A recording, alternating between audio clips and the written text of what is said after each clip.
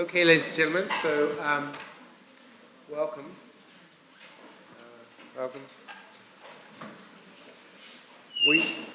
In the compassionate community, we always give a little advice. So the advice for today is, if at first you don't succeed, skydiving is not for you.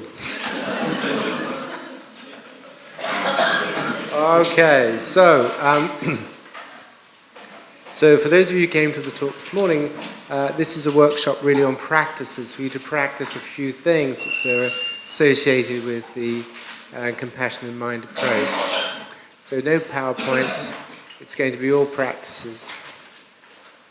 Now the practices are completely and utterly voluntary. Some of you will find them fairly straightforward, some of you may find them a little tricky, some of you may find them easy to do, some of you may find them it's not so easy to do. Two things. Don't do things that obviously upset you, make you anxious.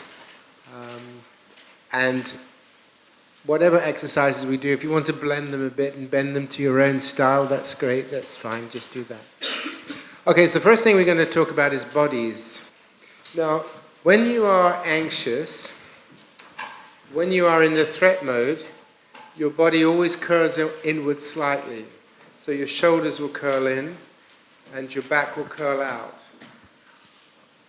And that's because your body is naturally moving towards protecting your front part, you see. So anxiety is curling up. You're not anxious like this. I'm so anxious. And you don't fight. And you don't fight like this. Come on then. Come on. It's always like that, right? It's always like that.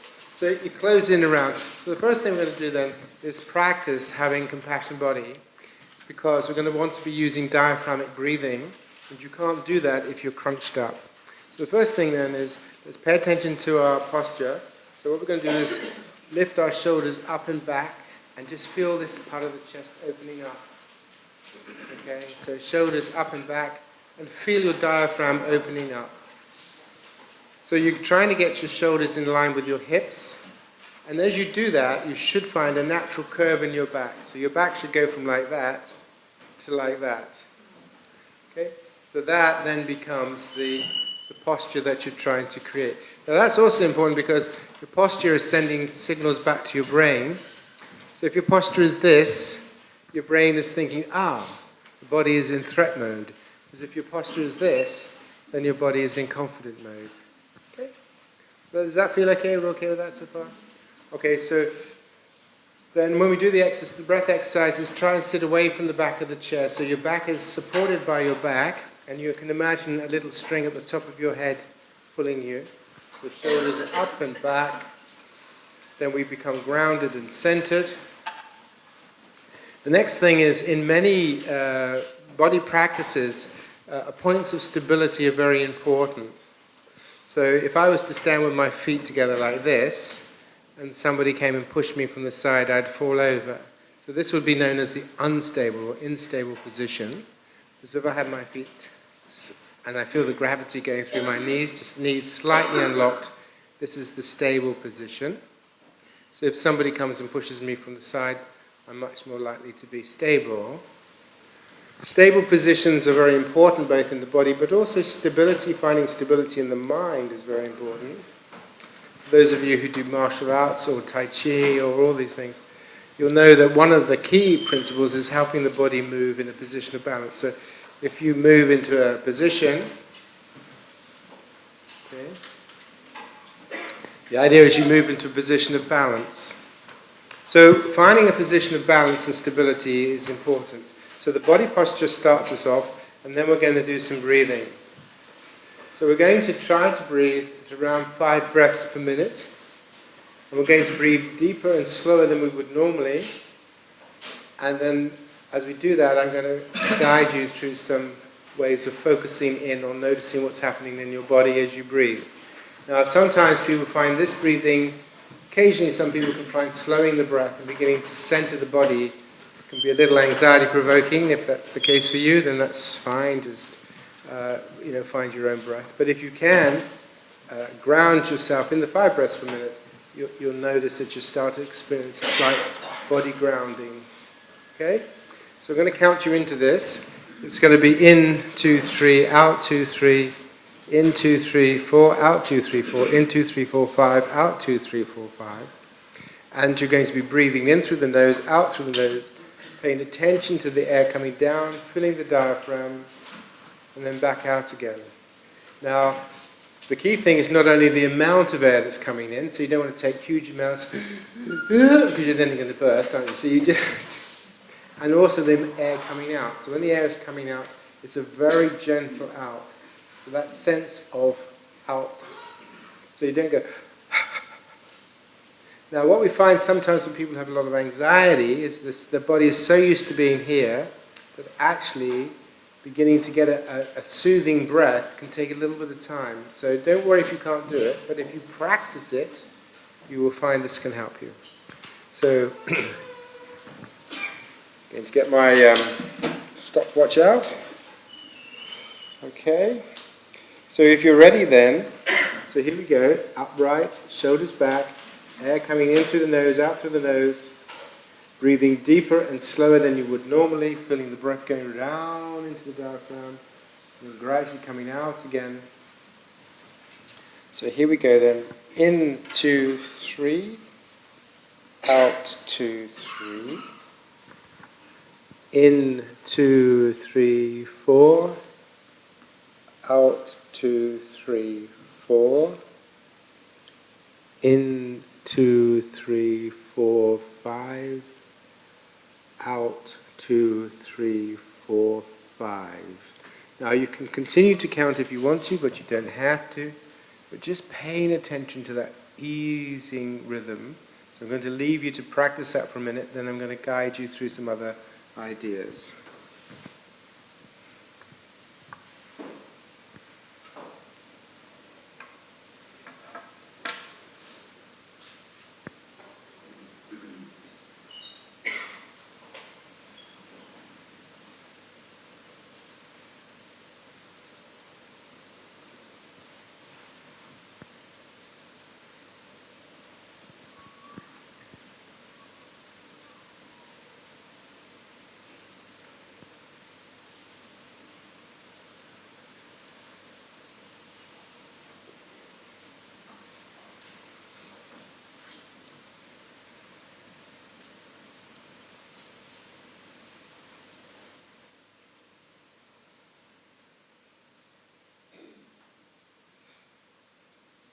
So just keep that rhythm going now. And now, on each out breath, you focus on the sensation of slowing down. So this is not about relaxing where the muscles go floppy. This is a sense of stilling and slowing. So on the out breath, in your mind, you say slowly, in a friendly voice, mind slowing down. Then on the next out breath, body slowing down. Next out breath, mind slowing down. And say it in a sort of almost hypnotic way in your mind, long words. Okay, so we'll let you go with that for a minute or so.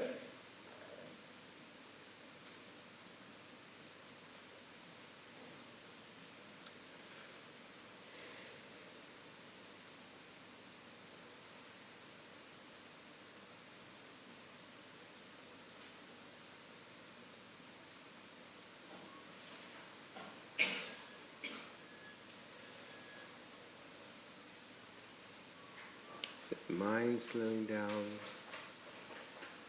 body slowing down, sensing a stilling, a quietening in the body.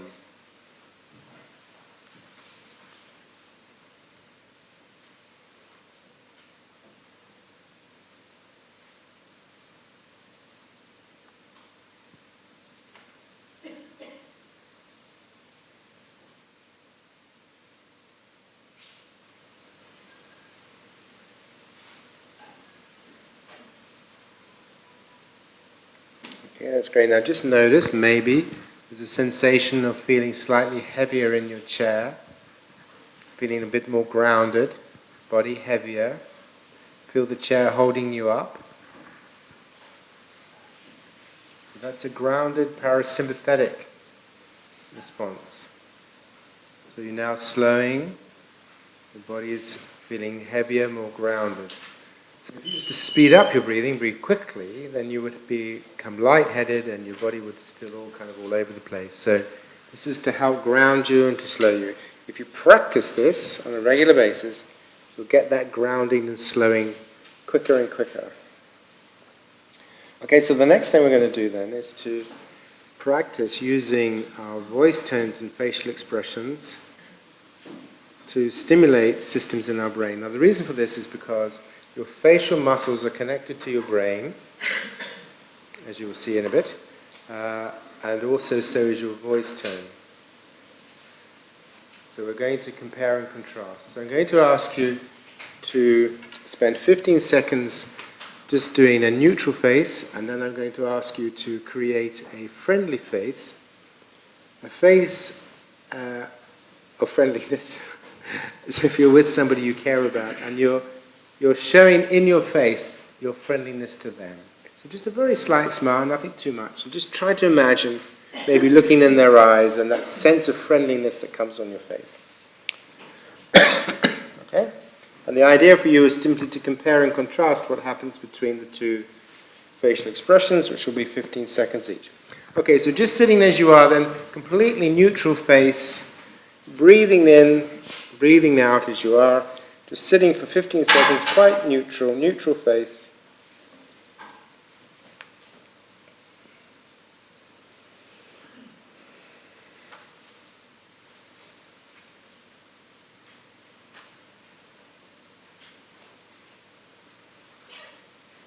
Okay, now with that friendly face, and notice what happens when you do that, how you feel in your body, that friendly face.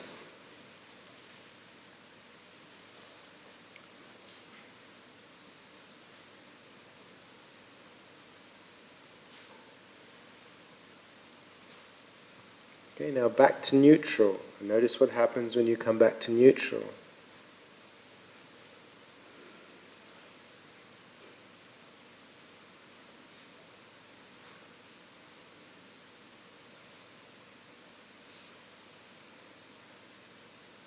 And then friendly face.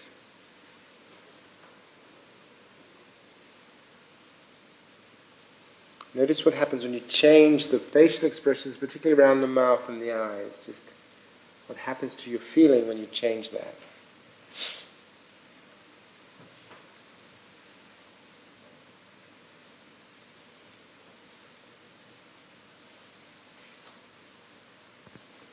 Great, so now we're also going to create a friendly voice, because we need to practice friendly voice, because friendly voice has a very powerful impact on our minds.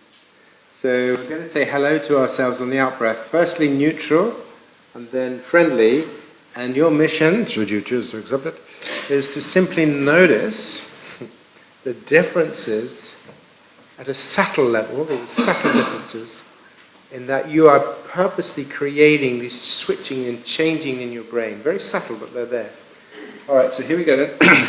So neutral voices, we say hello to ourselves on the out-breath. So my name is Paul, so on the out-breath, when I'm doing neutral, I will say hello, Paul. When I'm doing friendly, it will be hello, Paul. So the voice goes up for friendly, and you have a warmth in the friendship voice. So just practicing what it's like to create a friendly voice.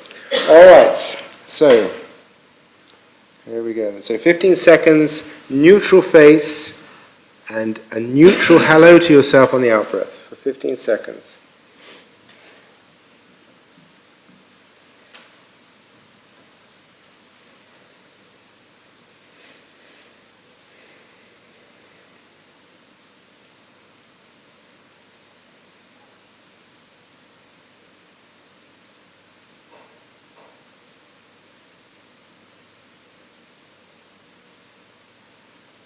Now friendly face and friendly voice tone, saying hello to yourself in a friendly way, a real welcoming, friendly way.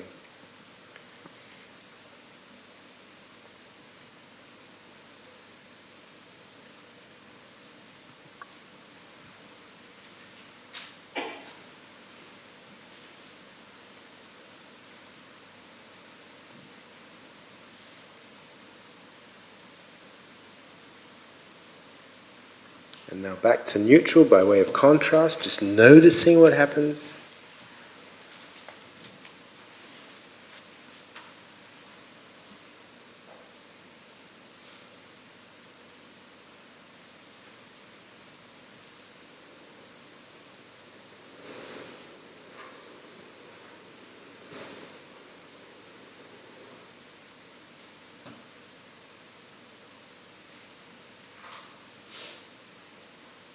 And finally, let's end on friendly face, friendly voice.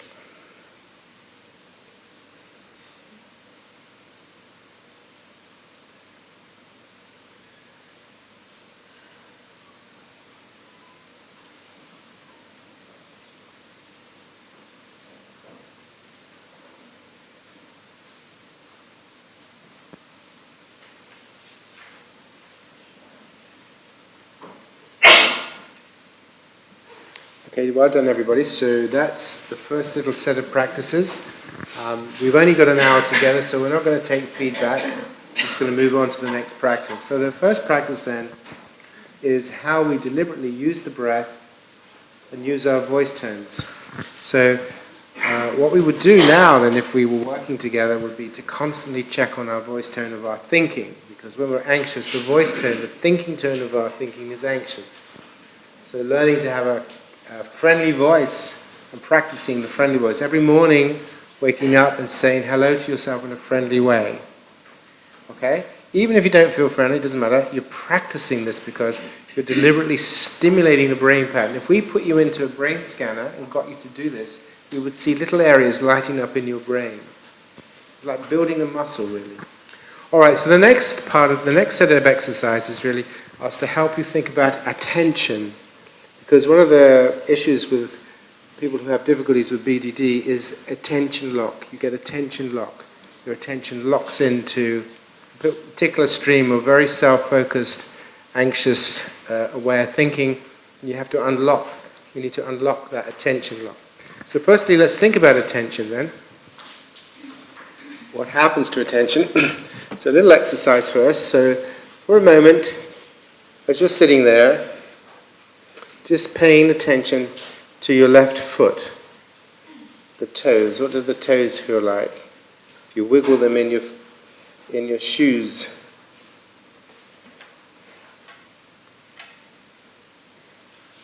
And now take your attention and move them to your right foot.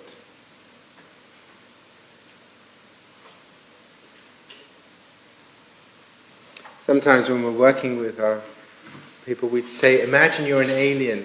It's quite a nice exercise. You're an alien and you have a totally different body as an alien. Maybe your body is made of smoke, and so you're coming into this body and you are discovering what it's like to have a foot for the first time. Oh my God, it's a foot. Look, it's got toes. Oh. So this curiosity is kind of nice.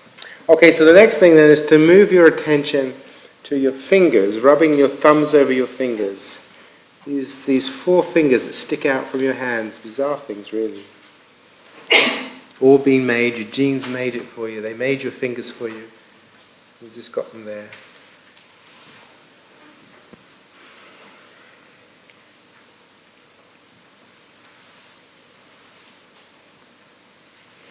Okay, so that little practice then, and again if we had time to discuss it, is to demonstrate 2 things for you. The first thing is that you can actually move your attention at will. If you want to move it from the left foot to the right foot to your fingers, you can. Okay, so your attention isn't necessarily fixed. You can make a choice. When you consciously become aware of your attention, it will move for you. You can move it. The second thing is that your attention is like a spotlight. What it shines on will get bigger in your mind. You become more aware of what your attention is on. So when you're paying attention to your right foot, you become very aware of sensations in your right foot that you probably had no awareness of when you were having your lunch, because you weren't paying attention to it. But when you pay attention to your right foot, you become very aware.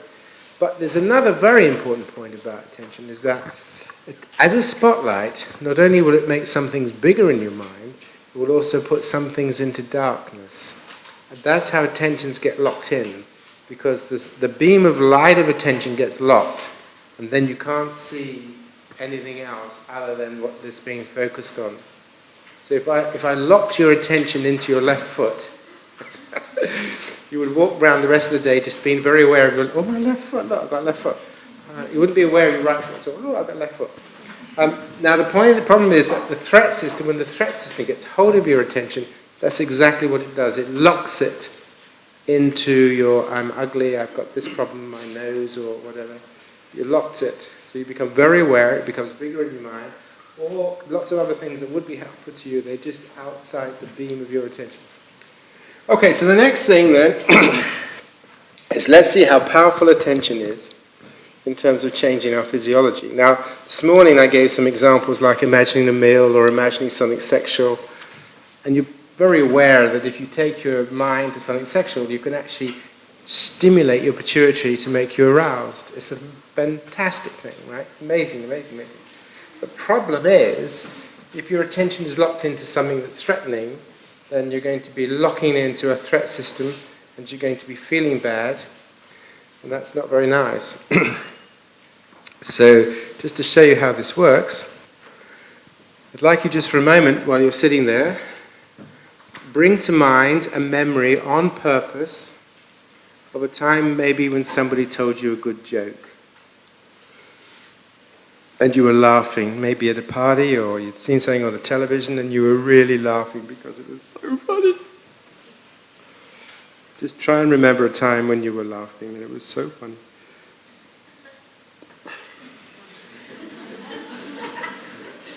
There you go.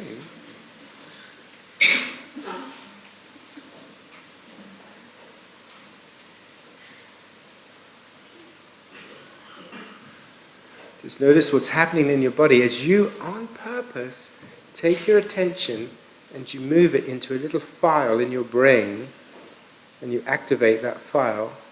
Notice what happens in your body.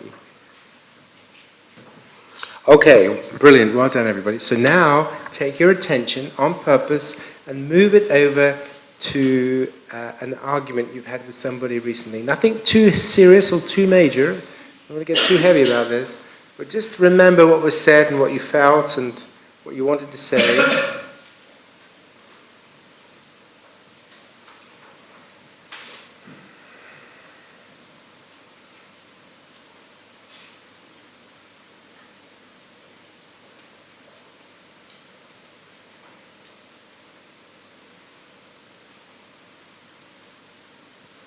Okay, so let that go now. And just for a moment, think about a wonderful holiday you might like to go on. Whether you'd like to go skiing or go somewhere in the sun, or just chilling out somewhere.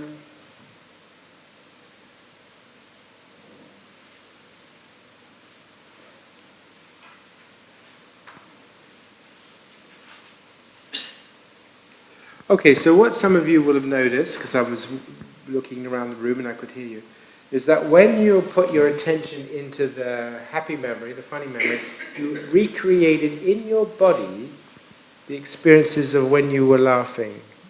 You started to remember. Oh my God, I remember. Oh my God, it was so funny. The face changes, the feelings in your body change. So that the attention then has a very powerful effect physiologically on you. So then when you moved your attention over to the thing that you were having an argument about, all of those good feelings disappeared because you were now thinking, yes, I remember that. God, he was what a sod. I really wanted to say this to him. And your whole body will change, your whole physical feelings will change. So where your attention is, your body will follow. And this is really, really important. Your attention plays your body like fingers on the piano. Okay? So if your attention is doing that, you've got to be careful. You've got to treat your attention with a lot of respect. Because if we just let your attention run, and it goes wherever it's being pulled to, like your threat system's getting hold of it, it's a very powerful process that will start stimulating your body. Okay, so the next thing then is, we could go and do mindfulness. Don't have time for that today. But what we can do is to practice putting our attention somewhere on purpose that is likely to be helpful to us. And there are various places. One of the places is called compassionate self. Okay? So we're going to build you a compassionate self. Okay? Again, we're doing this quite quickly, but just to give you a feel. So we know then that when we have anxiety problems or whatever, we have an attention focus that gets locked by the threat system. And so we keep thinking and feeling, I'm no good, I'm this, I'm ugly. And that's very frightening. And then, so the attention gets stuck, can't move it. We just become totally here like this. So now then, we need to unlock the attention by deliberately moving it, just like you moved it from a happy memory to an anxious one, to a holiday one. We're going to move it on purpose. So the first thing, let's imagine the kind of person you would be if you were at your most compassionate self. So there are two ways of doing this. The first way is bring to mind a time when you either were or wanted to be very compassionate to somebody. Be helpful, support them. They were struggling a bit, and you wanted to reach out and help them. Now, don't focus on their struggle and distress, okay? Because that's not the idea. The idea is to focus on the feelings within you when you want to help somebody else. What does that feel like?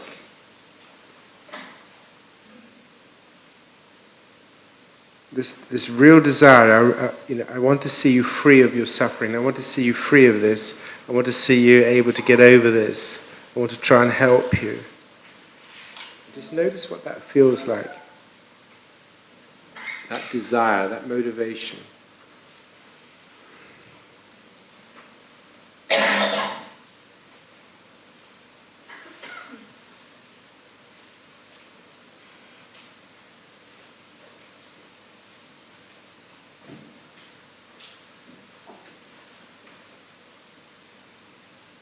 Remember what that felt like.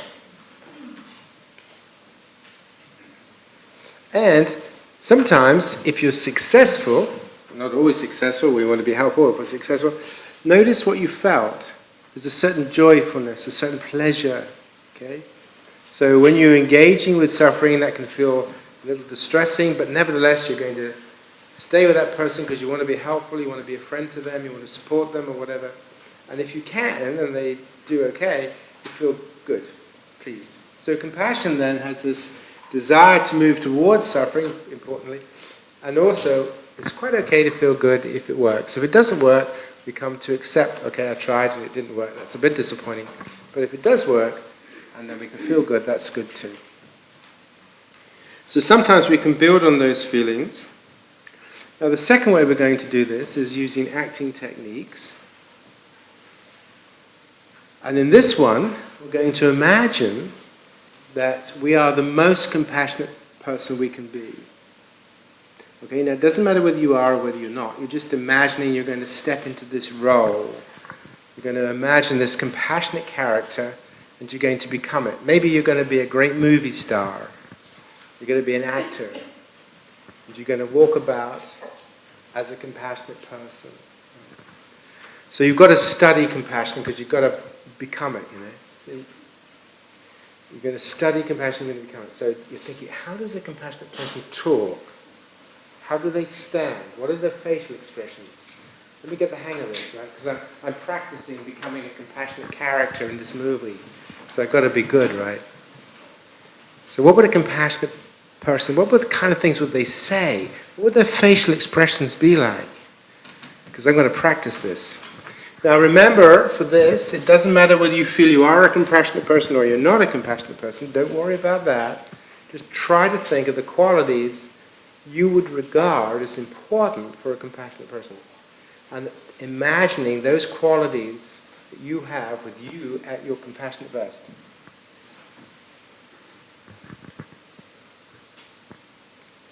So we're just going to give you a moment or two just to sitting in your chair and just imagining you are this person. A friendly smile, friendly voice tone, sense of confidence. Wherever you meet suffering, you're going to try and be helpful. Okay. This is your character, right? You might remember there have been days in the past where this character has actually been there, because you have been helpful to people in the past. You have wanted to be helpful. Okay? So when we're compassionate, we don't want to be harmful. We want to be helpful rather than harmful. So there is that there already a little bit. So we're just going to bring it out a bit.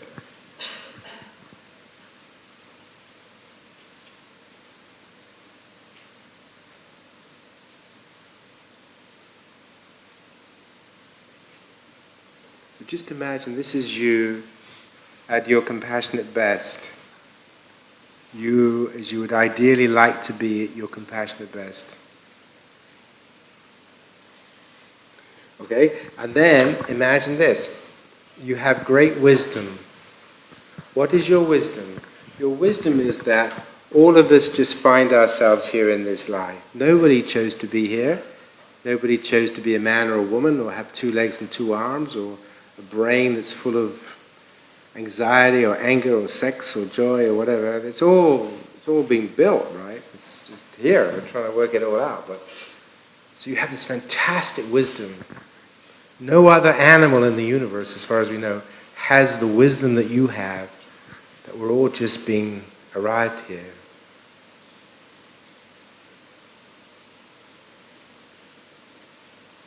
Trying to do our best. And you have the wisdom that because of the way the brain is built, actually there are problems with it. It's like having a car where the brakes lock up. You know, there's a factory fault with this car. You've got to be careful, because if you touch the brakes too hard, they just lock. There's a problem with the way our threat system, it just tends to lock up a bit. It's not our fault. But we want to unlock it. So it is our responsibility, as they say. We need to try to unlock it. So you have this amazing wisdom. And then, sitting as you're sitting, feeling your body heavier in the chair, a sense of grounding, sitting like a mountain, feel that sense of strength and stability. So your compassionate self has this strength and stability. It has this great wisdom, and it also has this strength and stability.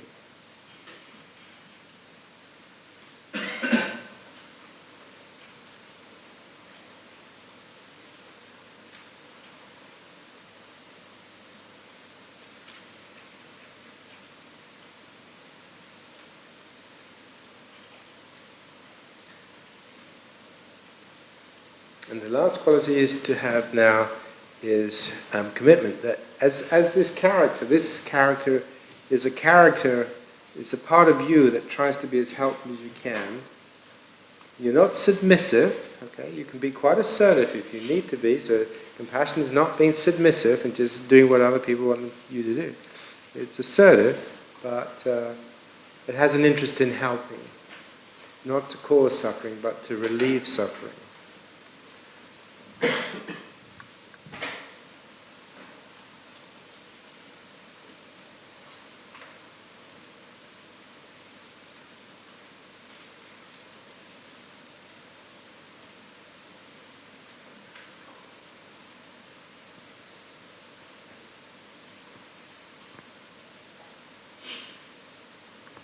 Okay, that's fantastic. Well done, everybody. Now, we're going to do a little compare and contrast.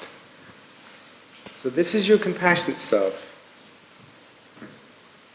So for a moment then, let us move into another pattern which we would call your anxious self.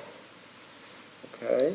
So just touch on it. Don't go there too much if it's going to upset you. The idea is just to have a little guided discovery. So just for a moment, as you're sitting there, let your body, let your thinking, let your voice tone, let your facial expression take on the pattern of anxious self. The kinds of thing anxious self thinks about. The way it thinks, the voice tone of anxious self.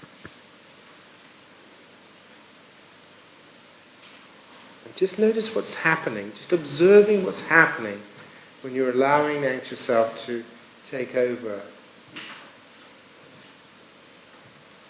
Just observe what happens. Just like with the memory, shifting the memory from a happy memory to an argument, just noticing what happens in your body.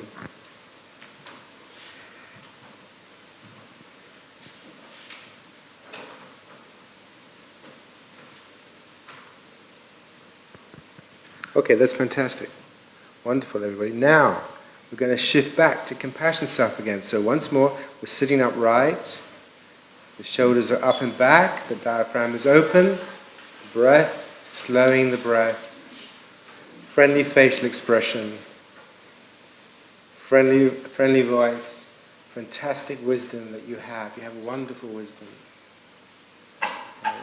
This sense of grounding, strength. You're stable like a mountain.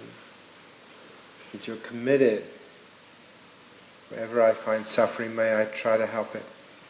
I do not wish to contribute to suffering. I do not wish to cause suffering. Okay, so just keep that clarity in mind. And just notice what happens when you shift from the anxious back into this state. Notice what happens in your body. Okay, you might find it very difficult to do this because we're shifting patterns in your brain. So you might find it a little tricky, but just see what happens if you just imagine coming back into this position.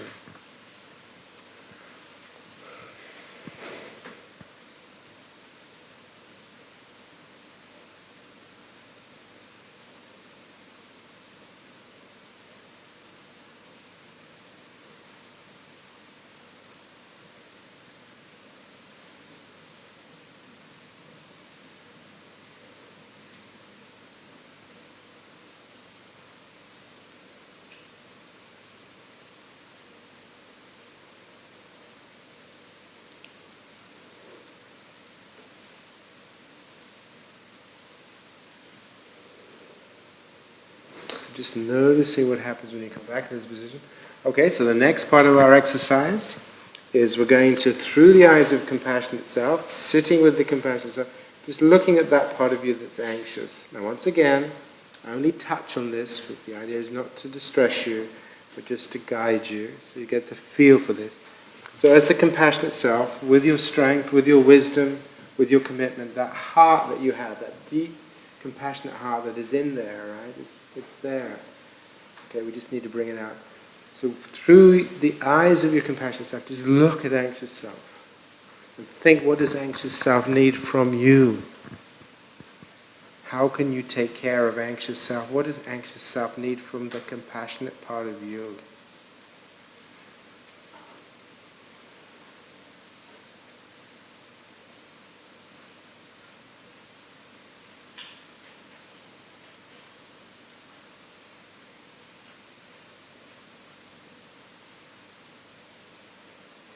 Now, if you feel yourself getting pulled towards anxiety and getting anxious, come back into the breath, come back into the body, back into the shoulders going back.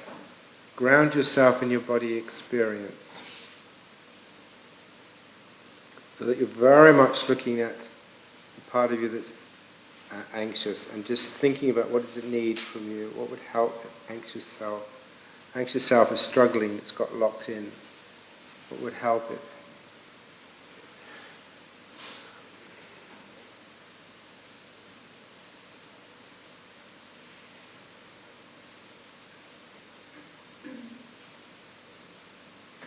And you might notice as you're doing this that critical self wants to turn up because critical self is a gate crasher. Critical self likes to turn up all over the place, completely uninvited. So notice if you're having any critical thoughts. I can't do this, this is no good, it's not working for me. Paul Gilbert's an asshole. Oh no, that's credit to me, isn't it? Sorry. But just notice the thinking is thinking, because it likes to turn up, critical voice. Now if critical voice turns up, you say, thank you very much for arriving, critical voice. That's nice to see you again. But we're just going to focus on staying in the compassionate position, and we'll work with you a little later in a moment. So if critical voice turns up, just notice it, and as best you can, just let it sit on one side.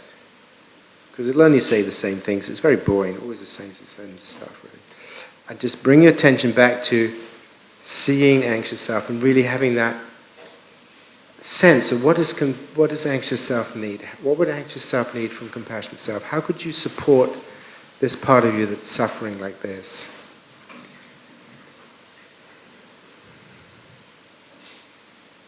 And just be careful that critical self doesn't try and spoil the show, because it can sometimes. So. Be aware of that.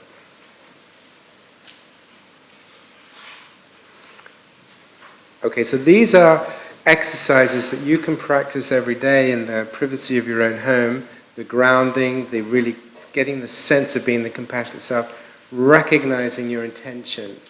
My intention as a human being. As a human being, I want to bring compassion into my life so that I treat other people with respect and compassion, and to bring it into my life so the parts of myself that are wounded, that are hurt, that are damaged, whatever it is, that I bring my strength, my wisdom to these parts of me too.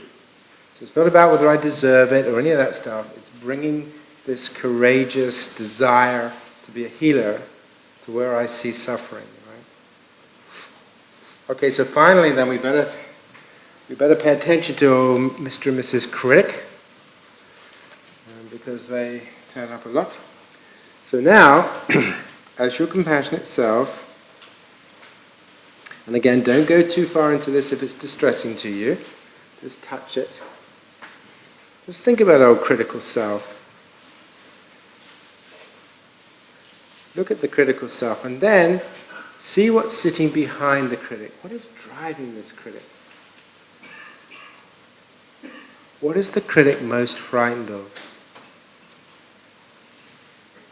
It's chucking all this stuff out at you, and maybe it doesn't like you very much, and it's attacking you, and remember in the chair and the lady, you try but you fail. Okay, what's that all about, right? Now bring your wisdom as the wisdom of the compassionate self to say, I see you, critic, but I see what's sitting behind you is actually quite a lot of pain. A lot of fear of being rejected or loneliness. There's a lot of stuff sitting behind you, critic. Right? I'm the compassionate self. I have a wisdom. I have an insight. I see this. I see this. So in other words, what you're doing to critical self is you're seeing that the critic is really coming from a lot of pain. And therefore, when it turns out, we can say, yeah, I hear you. I know what you're about. But I also know what the pain that you're carrying. So I don't have to listen to you, because really all of this criticism is just because you're upset or you're frightened or you're sad or something. So over time, we strengthen the compassionate self because this is the self that needs to be cultivated. All right? This is the self that needs to be cultivated. Practicing, this is you at your best. This is what you want to be. And you practice with the breathing, with the body, with the focus, with the intention, using your wisdom. This is the person I'm going to train myself to be. Because the other parts of you, the anxious part and the angry part, you don't need to train them. They are the automatic parts of you. They will turn up whether you want them or whether you don't. No one lays in bed at night thinking, you know what? I need to have more panic attacks in my life, I don't have enough. I've got to go and scare myself shitless, you know what I mean? Nobody does that. I've got to make myself feel so ugly. Nobody does that. So the things that pain you are the things you don't want. They're the things that have turned up without you inviting them. But compassionate self is the thing you do want. And therefore, we cultivate it, we invite it into our lives, we practice creating the body states for it to arise. We recognize that inside of us, yes, there's an angry self and an anxious self, and there's all these bits here. Because we're like a rainbow, we're multiples. But there's also this part.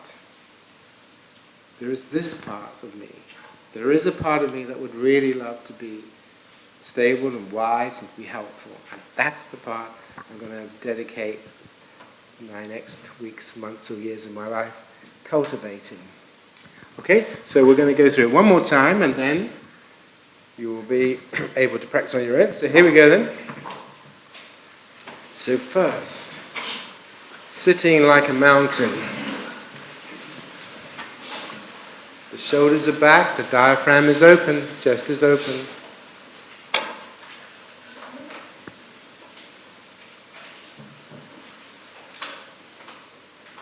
The head is up, ears over the shoulders, shoulders over the hip, nice curve in your back. mind is slowing, the body is slowing, becoming stable.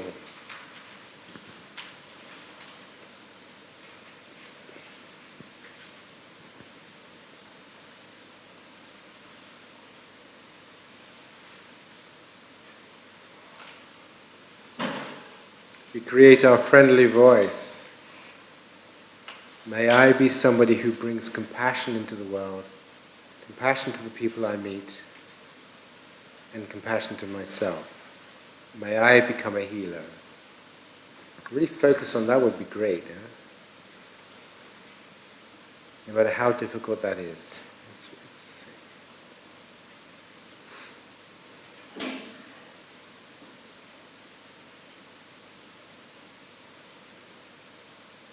And you already have this amazing wisdom. And as many people have been here today, talking about their journey through their own BDD, the fantastic courage that they've shown. That's possible for us. Because we choose to bring compassion into our lives. It's not easy, it's a struggle. This is what we're going to cultivate every day. And so finally then, let us just connect with the community that David and others have built, that we're all on this same journey. Everyone, most people here, are on this journey of struggling with something that they never asked for, they don't want, it's not our fault, but with compassion we're going to try and unlock that lock-in process. And over time, bring compassion to our fear. And everyone in this room shares that, and now we wish and focus on this idea, may everybody in this room find the courage they need, the compassion they need to be able to heal the fear that they live with. Wouldn't that be wonderful? Wouldn't that be wonderful? What a wonderful thing to want.